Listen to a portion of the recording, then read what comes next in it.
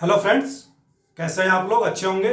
Previous lecture में हमने बात की थी स्वराज पार्टी के स्थापना की और विधानमंडल चुनावों की बात की थी।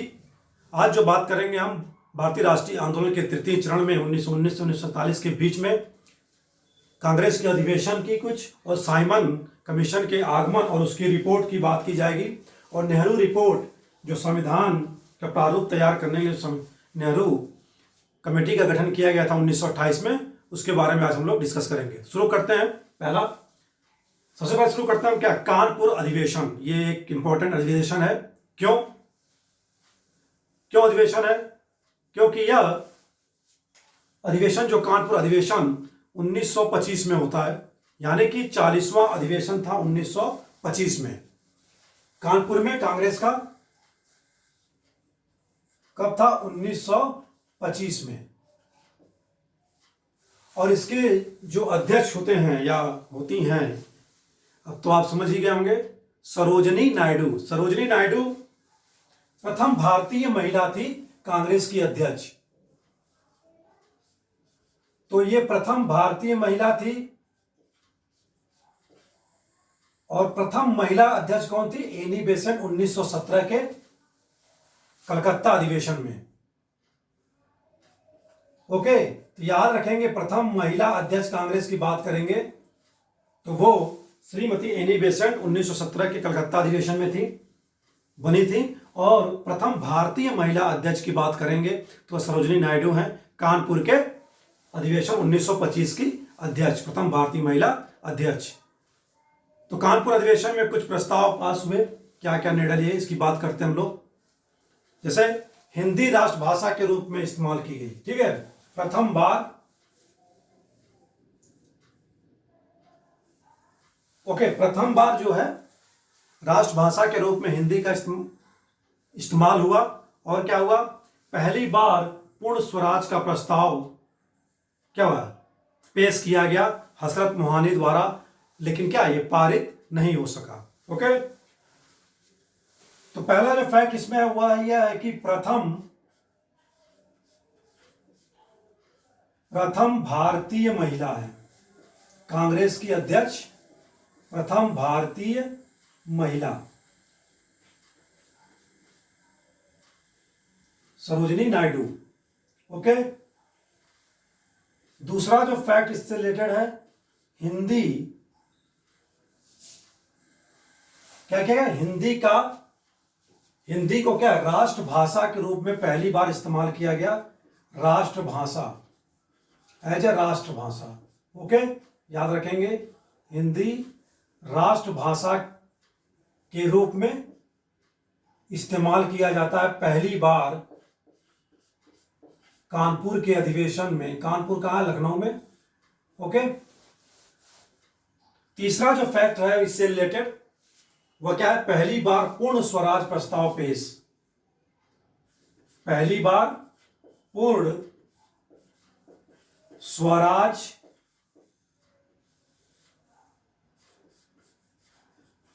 प्रस्ताव पेश होता है, लेकिन चूंकि ये पारित नहीं होता है, याद रखेंगे, पूर्ण स्वराज प्रस्ताव पारित नहीं होता है। पूर्ण स्वराज प्रस्ताव कब पारित होता है? 1929 के लाहौर अधिवेशन, जब पंडित जवाहरलाल नेहरू क्या है? कांग्रेस के अध्यक्ष होते हैं।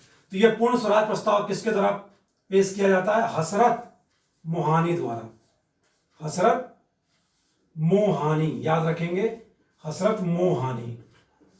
अगर क्वेश्चन पूछता है कि पहली बार पूर्ण स्वराज प्रस्ताव कांग्रेस के किस अधिवेशन में पेश किया गया, तो कानपुर अधिवेशन 1925 है। तो ये सारे फैक्ट्स क्या रिलेटेड हो गए? कानपुर अधिवेशन से। नेक्स्ट हम बात करेंगे साइमन कमीशन की। साइमन कमीशन क्यों भारत आता है? सर साइमन की अध्यक्षता में। जब हम बात कर रहे थे ब्रिटिश भारत में राज व्यवस्था का प्रसार का, तो उसमें फर्स्ट चैप्टर में बात की थी 1919 का जो एक्ट आता है, अधिनियम लाया जाता है, उसमें बहुत सारे प्रोविजंस होते हैं। प्रांतों में द्वैध शासन व्यवस्था की जाती है। कुछ वर्गों के लिए क्या है? पृथक निर्वाचन मंडल की बात की जाती है। जो विषय थे केंद्र से रिलेटेड और प्रांतों से रिलेटेड, वो दो भागों में बांटे जाते हैं, आरक्षित और हस्तांतरित। हस्ताक्षरित, ठीक है, हस्तांतरित, ओके। और उसमें एक व्यवस्था भी की जाती है कि 10 वर्ष बाद इस अधिनियम की क्या है, समीक्षा के लिए एक आयोग का गठन किया जाएगा, ओके। तो इस चूंकि साइमन कमीशन 1929 में आना था, लेकिन ब्रिटेन में क्या है 1929 में आम चुनाव होने थे, इसलिए वहां की गवर्नमेंट द्वारा क्या है 2 वर्ष पहले ही साइमन कमीशन का गठन कर दिया जाता है, ठीक है। कब? 1927 में, नवंबर 1927 में। याद रखेंगे साइमन कमीशन का गठन होता नवंबर 1927 में, लेकिन यह भारत आता कब है? नवंबर में हुआ है, तो जाहिर सी बात है ब्रिटेन से आने में टाइम लगेगा 1927 में, ठीक है। तो अगले ही वर्ष आएगा, यानी कब आता है? फरवरी 1928 में। याद रखेंगे फरवरी 1928 में क्या है, भारत आता है कहां पर? बंबई। कहां? बंबई, ओके। और बंबई में इसके स्वागत के लिए एक कमेटी का गठन किया गया था, और उस कमेटी के सदस्य कौन थे? बाबा साहब भीमराव अंबेडकर। इस भी फैक्ट को याद रखेंगे कि इसके स्वागत के लिए बॉम्बे में एक कमेटी का गठन किया गया था, और उसमें एक सदस्य के रूप में बाबा साहब अंबेडकर भी क्या है शामिल हुए थे, या उन्हें शामिल किया गया था, ओके। तो चूंकि साइमन कमीशन का क्या है विरोध किया जाता है, और कुछ पार्टियों द्वारा इसका समर्थन भी किया जाता है, तो विरोध, सबसे मुख्य विरोध का कारण क्या था? क्यों, क्या कारण था? इसमें जितने भी सदस्य थे, ओके, टोटल इसमें कितने सदस्य थे? 7। सभी के सभी क्या थे? गोरे सदस्य थे, यानी कि अंग्रेज थे या यूरोपीय सदस्य थे, ठीक है। ब्रिटेन में 2 पार्टियां थी, कंजर्वेटिव पार्टी और लेबर पार्टी। कंजर्वेटिव पार्टी के 4 सदस्य थे और लेबर पार्टी के 3 सदस्य। सर साइमन किसके थे? किस पार्टी से रिलेटेड? लेबर पार्टी से रिलेटेड सर साइमन थे। और भी सदस्यों के नाम याद रखने की आवश्यकता नहीं है, पूछा नहीं गया, ना पूछा जाएगा, मे बी, ओके। तो इसमें सारे सदस्य क्या थे? 7 के 7 यूरोपीय सदस्य थे, इसलिए इसका बहिष्कार का यह मुख्य कारण था। क्योंकि प्रशासनिक सुधारों की जांच करने के लिए इसको क्या है भारत भेजा गया था। भारत के राजनीतिक भविष्य का निर्णय करने के लिए रिपोर्ट तैयार करने के लिए इसे भेजा गया था। और क्या उद्देश्य थे साइमन कमीशन के? उद्देश्य क्या थे कि जो सरकारें चल रही हैं प्रांतों में या केंद्र लेवल पर, 1923 के विधानमंडल में चुनाव हुए थे जब विधानमंडल, तो सरकारें कैसी चल रही हैं ब्रिटिश भारतीय प्रांतों में, ये भी इसका कार्य था, उद्देश्य था, इस पर रिपोर्ट तैयार करनी थी। शिक्षा व्यवस्था कैसी चल रही है भारत में, कहां तक कार्य कर रही है, ये उद्देश्य थे या कार्य थे इसके। जो प्रतिनिधि संस्थाएं थी स्थापित की गई थी ब्रिटिशर्स द्वारा, वह कहां तक ठीक कार्य कर रही हैं, ये सब कार्य इसके थे।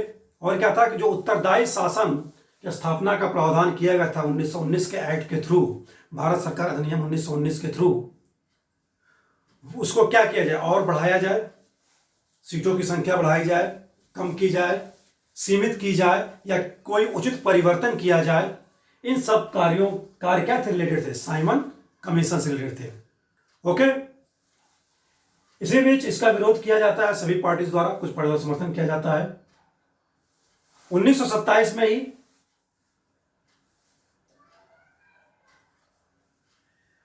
फरवरी 1928 में आता है, लेकिन 1927 में क्या है, जब नवंबर 1927 में इसकी घोषणा होती है साइमन कमीशन की, तो दिसंबर 1927 में मद्रास में कांग्रेस का एक अधिवेशन होता है। दिसंबर 1927 में सम्मेलन होता है, दिसंबर 1927 में, ओके।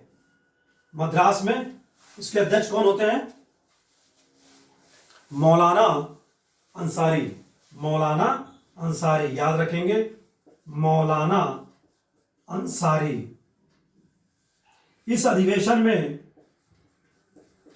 क्या है, साइमन कमीशन का बहिष्कार करने का प्रस्ताव पारित होता है, ओके। तो मद्रास अधिवेशन दिसंबर 1927 याद रखेंगे कि साइमन कमीशन का बहिष्कार करने का प्रस्ताव पारित किया जाता है, ठीक है। और इसमें पूर्ण स्वराज की मांग की जाती है। मांग तो मांग, पूर्ण स्वराज क्या है, पारित भी हो जाता है। ठीक है, अभी कहेंगे सर आप तो कह रहे थे 1930 में पारित होता है, बात करते हैं भाई हम इस पे। पूर्ण स्वराज की मांग जो है यह पारित भी होती है। ओके, किसके सहयोग से, जवाहरलाल नेहरू और उनके मित्र युवा सुभाष चंद्र बोस। ठीक है, पूर्ण स्वराज पारित होता है, पारित होने के बावजूद भी क्या है, यह लागू नहीं होता है कांग्रेस पार्टी द्वारा, और यह ठंडे बस्ते में चला जाता है कुछ विवादों के कारण। तो याद रखेंगे, पहली बार पारित जो पूर्ण स्वराज हुआ वह मद्रास अधिवेशन में हुआ, लेकिन यह ठंडे बस्ते में चला गया या असफल रहा। इसीलिए 1930 में क्या है, पूर्ण स्वराज जब पारित किया जाता है उसको हम पहली बार मानते हैं। ये हो गया साइमन कमीशन का विरोध। पूरे भारत में देशव्यापी हड़ताल करने की योजना बनाई जाती है। इस अधिवेशन में निर्णय लिया जाता है कि जहां जहां भी साइमन कमीशन जाए, जैसे भी हो, सभी लोग क्या करें, इसका प्रतिकार करें, विरोध करें इसके अगेंस्ट। इसीलिए ये जहां भी जाता है, ठीक है, चाहे दिल्ली हो, लखनऊ हो, चाहे लाहौर हो, बंबई हो, पहली बार विरोध बंबई में होता है, क्योंकि क्या है, पहली बार फरवरी 1928 में बॉम्बे में साइमन कमीशन द्वारा कदम रखा जाता है बंबई में, तो इसका विरोध, सबसे पहला विरोध बॉम्बे में होता है। ओके, जब यह लाहौर जाता है तो वहां पर विरोध का नेतृत्व कौन कर रहा होता है, लाला लाजपत राय। और लाला लाजपत राय इस विरोध के दौरान क्या है पुलिस की लाठियों से घायल हो जाते हैं, और घायल जब होते हैं, रहते हैं, तो उसी वक्त उन्होंने फेमस स्टेटमेंट दिया था, सभी लोग पढ़ते आ रहे हैं बचपन से, क्या कि साइमन कमीशन ब्रिटिश राज्य के ताबूत की अंतिम कील साबित होगी। ओके, स्टेटमेंट किससे था, साइमन कमीशन से रिलेटेड लाहौर विरोध के समय। लखनऊ में कौन इनका साइमन कमीशन के विरोध का नेतृत्व कर रहा है, दो लोग कर रहे हैं, जवाहरलाल नेहरू और पंत, यानी गोविंद वल्लभ पंत। गोविंद वल्लभ पंत 1936 के चुनाव के बाद उत्तर प्रदेश के क्या है, प्रथम मुख्यमंत्री बनते हैं। ओके, तो ये तो विरोध की बात हो गई लाहौर, लखनऊ में, बॉम्बे में। अब बात करेंगे हम किस पार्टी द्वारा इसका समर्थन किया जाता है और किस पार्टी द्वारा इसका विरोध किया जाता है। समर्थन यानी साइमन कमीशन के पक्ष में थे, जैसे जस्टिस पार्टी मद्रास की पार्टी थी, मद्रास प्रेसिडेंसी की, इसके द्वारा क्या है, साइमन कमीशन का समर्थन किया जाता है। केंद्रीय सिख संघ ये भी क्या है, समर्थन करता है। अखिल भारतीय अछूत संघ यानी बाबा साहब अंबेडकर की जो पार्टी थी, अखिल भारतीय अछूत संघ द्वारा भी किया जाता है समर्थन। और मुस्लिम लीग, मुस्लिम लीग दो गुटों में बटा हुआ है, मोहम्मद शफी गुट, एक था मोहम्मद शफी गुट का और एक मोहम्मद अली जिन्ना का। तो जो शफी गुट की मोहम्मद लीग थी उसके द्वारा क्या है, साइमन कमीशन का समर्थन किया जाता है। विरोध किसके द्वारा किया जाएगा, मुस्लिम लीग, जिन्ना की पार्टी, विरोध के मैटर में क्या है, जिन्ना कांग्रेस के साथ हैं। तो मुस्लिम लीग मोहम्मद अली जिन्ना के नेतृत्व वाली, हिंदू महासभा कांग्रेस, ठीक है, लिबरेशन फेडरेशन, तेज बहादुर सप्रू की पार्टी थी लिबरेशन फेडरेशन, और किसान मजदूर पार्टी, ये लोग क्या है, विरोध करते हैं। याद रखेंगे किन पार्टी द्वारा विरोध किया जाता है और किन पार्टी द्वारा समर्थन किया जाता है, क्वेश्चन पूछे जा सकते हैं। ओके, तो इस तरह क्या है, मद्रास अधिवेशन के बाद विरोध होता है, बहिष्कार होता है साइमन कमीशन का, और 1928 में साइमन कमीशन वापस चला जाता है, क्योंकि फरवरी 1928 में आया था। फिर 1928 के विरोध के बाद क्या है, साइमन कमीशन वापस ब्रिटेन चला जाता है। दोबारा साइमन कमीशन आता है कब, वर्ष 1929 में। ओके, नवंबर 1929 में आता है, याद रखेंगे 1929 में दोबारा आता है साइमन कमीशन, और इसके द्वारा फिर रिपोर्ट दी जाती है।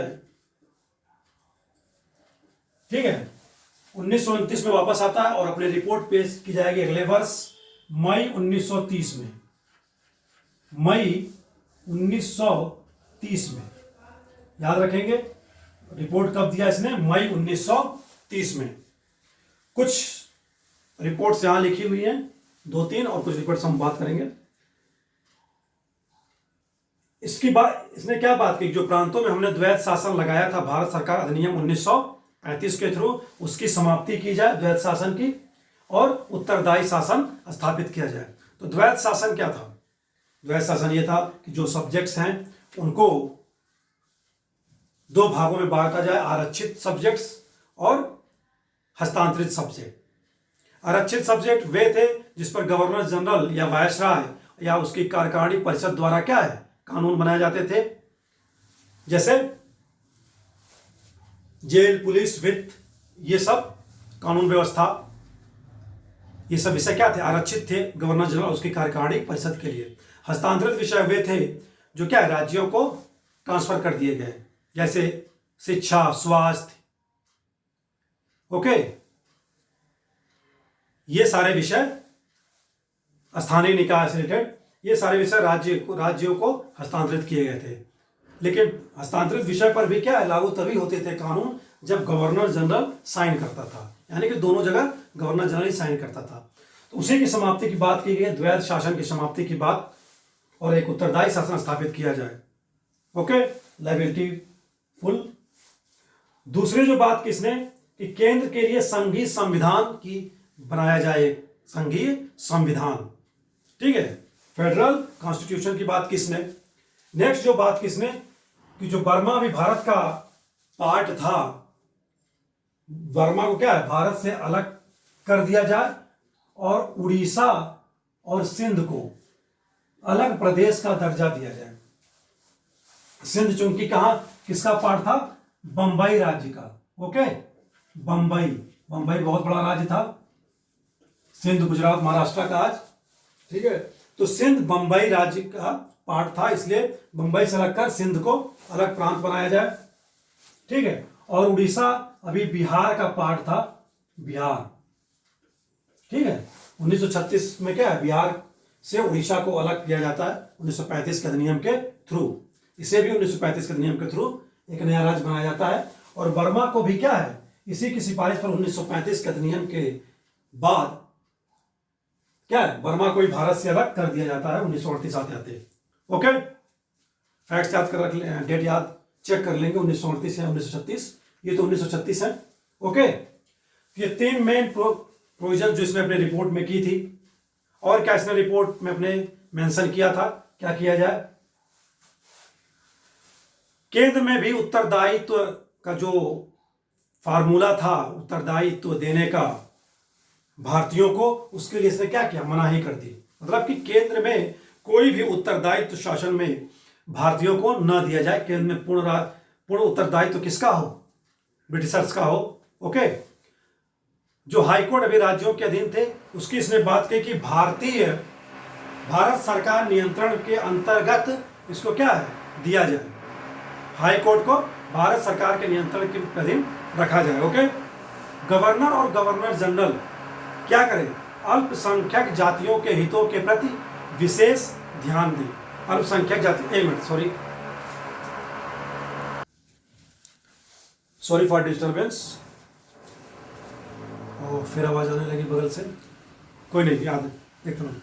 गवर्नर जनरल, इसने क्या रिपोर्ट दी, साइमन कमीशन है, गवर्नर जो प्रांतों में है और गवर्नर जनरल या वायसराय जो भारत का है, वह क्या करे, जो अल्पसंख्यक समुदाय के लोग हैं, जाति के लोग हैं, उनके हितों पर क्या करे, विशेष ध्यान दे। ओके, इसने जो मताधिकार का विस्तार किया, ठीक है, वोटिंग राइट्स जो थे अभी 2.8% लोगों को ही क्या केंद्र विधानसभा में थे, उसे उसने क्या कहा कि बढ़ाकर 10 से 15% तक किया जाए। और क्या रिपोर्ट में इसने अपने दी कि जो संविधान का आयोग का गठन किया जाता है प्रत्येक 10 वर्ष पर पुनरीक्षण करने हेतु, ठीक है, उसको समाप्त कर दिया जाए, संविधान आयोग को समाप्त कर दिया जाए। भारत के लिए संविधान बने जो स्वयं क्या है, स्वयं बनाया जाए, भारत का संविधान ब्रिटिश द्वारा बनाया जाए, इसकी बात इसने की, ठीक है। इतने सारे प्रोविजंस या रिपोर्ट्स में इसने अपने प्रोविजंस दिए। इन सारे रिपोर्ट्स को देखते हुए एक व्यक्ति थे सर शिव स्वामी अय्यर, सर शिव स्वामी अय्यर। इन्होंने क्या कहा साइमन कमीशन की रिपोर्ट में, रद्दी की टोकरी में फेंकने वाला, यानी कि रद्दी में टोकरी में फेंकने वाले एक कचड़े की बात की इन्होंने, क्या, सर शिव स्वामी अय्यर। रद्दी की टोकरी में फेंकने वाला एक और स्टेटमेंट है विट्ठल भाई पटेल का, किस एक्ट अधिनियम के अगेंस्ट 1919 का अधिनियम के अधीन। ठीक है, ये सारी बातें हो गई हमारी क्या साइमन कमीशन और अधिवेशन की बहिष्कार की। नेक्स्ट, जब साइमन कमीशन को सभी पार्टियों द्वारा विरोध किया जाता है, अस्वीकार कर दिया जाता है, तो 1927 में, नवंबर 1927 में, रिपोर्ट आने से पहले, ये 1927 की बात है, ठीक है, रिपोर्ट तो 1930 में आती है बाद में, लेकिन जब 1927 में जब विरोध किया जाता है साइमन कमीशन का, तो नवंबर 1927 में जो भारत के सचिव थे बर्केनहेड, उस वक्त के भारत सचिव कौन थे? बर्केनहेड, वो कांग्रेस को चुनौती देते हैं कि आप सभी दलों को एक साथ लाकर, समर्थन और सहमति लाकर एक संविधान तैयार कीजिए भारत के लिए। ठीक है, चुनौती दी जाती है, अगर सभी लोग सहमत हों तो। नवंबर 1927 में बर्केनहेड द्वारा, यानी मद्रास अधिवेशन से पहले नवंबर 1927 में, जब यह साइमन कमीशन आता है नवंबर 1927 में। ठीक है, और इस चुनौती को कांग्रेस द्वारा स्वीकार किया जाता है। सभी पार्टियों की एक बैठक होती है, सर्वदलीय बैठक। आज भी देखेंगे, अगर किसी मुद्दे पर एक मत विचार नहीं बन रहा है, कानून बनाना है, तो सरकार द्वारा क्या है, सभी पार्टियों का एक सर्वदलीय बैठक बुलाई जाती है, उसमें डिस्कस होता है। तो फरवरी 1928 में पहली सर्वदलीय बैठक होती है दिल्ली में। इसमें कोई निर्णय नहीं निकलता है, मौलिक अधिकारों से रिलेटेड कुछ बातें होती हैं, बाकी कुछ और चीजों का निर्णय नहीं निकलता है। तो फिर मई 1928 में बंबई में क्या है, सर्वदलीय बैठक होती है। मोहम्मद अंसारी क्या है, उसके अध्यक्ष बनते हैं। तो सर्वदलीय बैठक में निर्णय होता है क्या, कि एक कमेटी का गठन किया जाएगा, 9 सदस्यीय कमेटी। याद रखेंगे, सदस्य 9 थे और अध्यक्ष को लेकर 10 लोग थे। ठीक है, तो वही नेहरू कमेटी का गठन किया जाता है, और जो नेहरू क्या है 1928 में इस कमेटी द्वारा रिपोर्ट दी जाती है अगस्त 1928 में। ओके, उसे क्या कहते हैं, नेहरू रिपोर्ट। तो ये 9 सदस्यीय कमेटी में कौन कौन थे? नेहरू रिपोर्ट, नेहरू याद रखेंगे मोतीलाल नेहरू जी हैं, न कि जवाहरलाल नेहरू। अध्यक्ष बनाया जाता है मोतीलाल नेहरू जी को। ओके, और इसमें 9 सदस्य होते हैं, यानी कि टोटल 10 लोग हो गए, एक अध्यक्ष और 9 सदस्य। तेज बहादुर सप्रू सदस्य के रूप में, और NM Joshi, MR Jayakar, MS अड़े मंगल सिंह सिख दल से, और अली इमाम सुएब कुरैशी मुस्लिम लीग से, सुभाष चंद्र बोस कांग्रेस के नेता है, और GP प्रधान। याद रखेंगे, नेहरू कमेटी में सुभाष चंद्र बोस भी थे।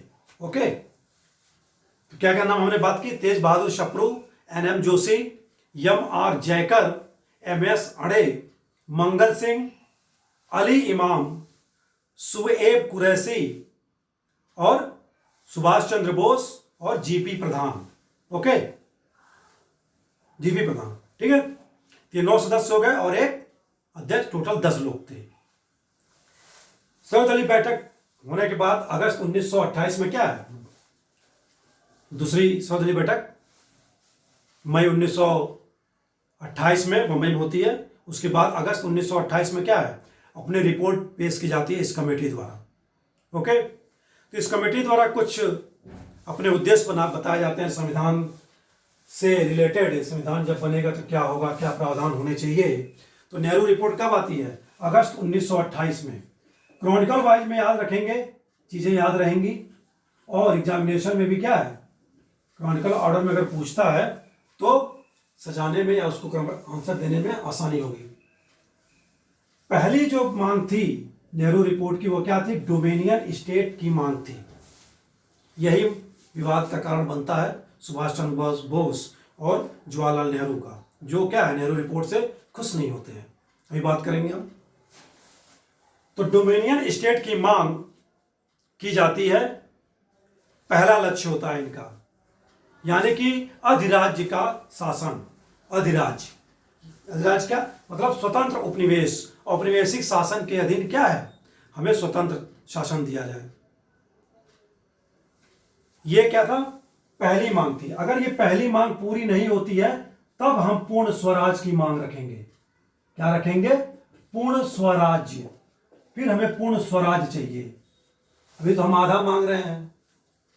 आप ऊपर शासन कीजिए, अपने वैश्विक शासन, और अंदर स्टेट क्या शासन हम करेंगे, लेकिन पूर्ण स्वराज चाहिए फिर हमें, अगर यह मांग पूरी नहीं होती है तो।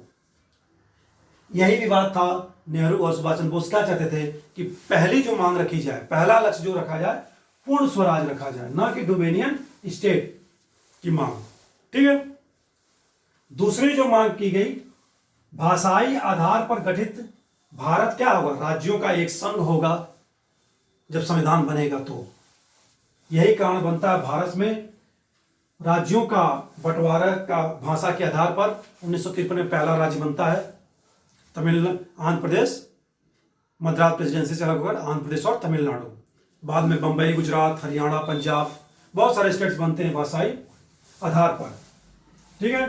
दूसरी जो बात की जाती है, प्रांतों को पूर्ण स्वायत्तता की बात की जाती है। क्यों? अभी पूर्ण स्वायत्तता नहीं है, गवर्नर जनरल का उस पर क्या है? नियंत्रण है भारत सरकार का, उस पर क्या है? हस्ताक्षर से सब कुछ, उसके हस्ताक्षर में कोई कानून नहीं बन सकता। तो पूर्ण स्वायत्तता की मांग की जाती है, प्रांतों को क्या है?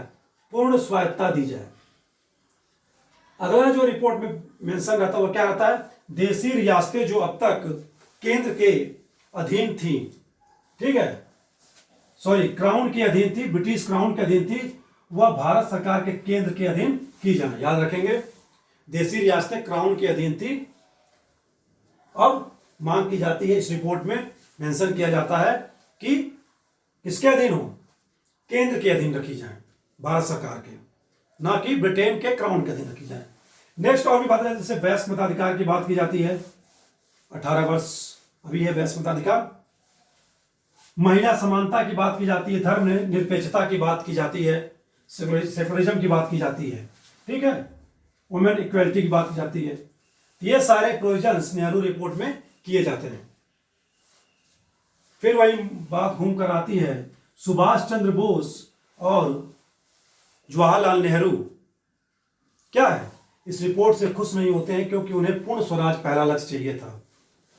ओके। इसीलिए सुभाष चंद्र बोस, नेहरू और उनके एक और मित्र सत्यमूर्ति, 3 लोग, ये युवा नेता थे। इन्हें त्रिमूर्ति कहा जाता था उस वक्त, या युवा तुर्क भी कहा जाता था। ओके, युवा तुर्क।